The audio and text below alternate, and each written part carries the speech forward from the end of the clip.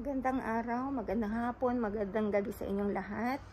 Meron lang po akong gustong i-report. Sa lahat po ng mga subscribers ko, may gumagamit sa aking pangalan, as in Malu Balido. Gusto ko pong i-report na halos lahat ng aking social media pinapasok niya. Sinisecure kong mabuti pero pinapasok pa rin niya. Dahil nahack niya ang account ng pinsan ko. Kaya tuloy halos lahat ng mga kaibigan ng pinsan ko hinahack niya. Kasi nililin lang niyang mga kamag-anak namin. Kaya sa lahat ng mga subscribers or sa lahat ng mga viewers, mag-ingat po tayo sa mga hackers kasi ito, nalin lang ako nitong gagong to eh. Nagtiwala kasi ako kasi ginamit ang pangalan ng pinsan kong Gina Duran. Kaya ayun, nakuha niyang email address ko, pati phone number ko, pati bank account ko kasi sabi niya may makukuha raw ng OFW reward. Kaya naman po ako nagtiwala. Tapos, bakit ako nagtiwala? Para ako nabudol eh. Kasi tinatawagan ko, sabi niya, nandun ang kanyang amo. So, naniwala naman ako. Ewan ko, nagpakatanga lang ako. Tapos, ngayon, kung bakit naman halos lahat ng aking social media pinapasok niya kasi nasa kanya nga yung aking email ad.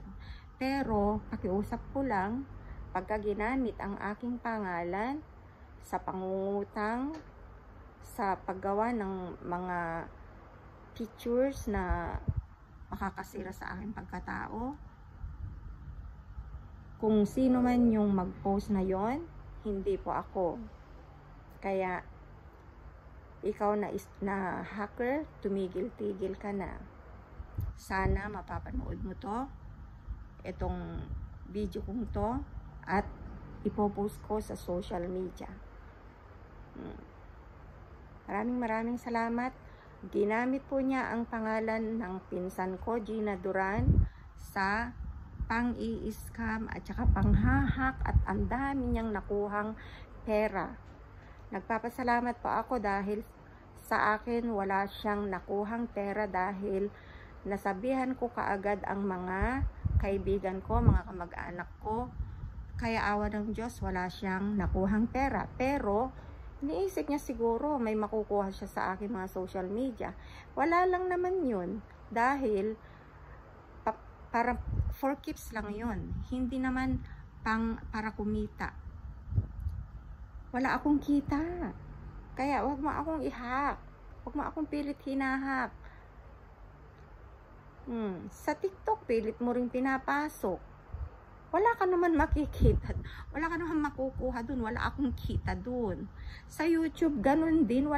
Hindi ako kumikita dun. Or sino ka man, babae ka man, o lalaki ka man, wala akong kita. Wala kang makukuha sa akin. Hindi ako mayaman. Naghahanap buhay lang ako dito. Ikaw maghanap buhay ka, hindi yung manghahak ka lang ha. Maawa ka sa mga kapwa mo na hinahak mo lang, manghihingi ka lang. Magtrabaho ka. Sinusunog ang kaluluwa, susunugin ang kaluluwa mo sa impyerno. Makita mo yan. Dapat magkaroon ka ng konsensya. Maraming salamat.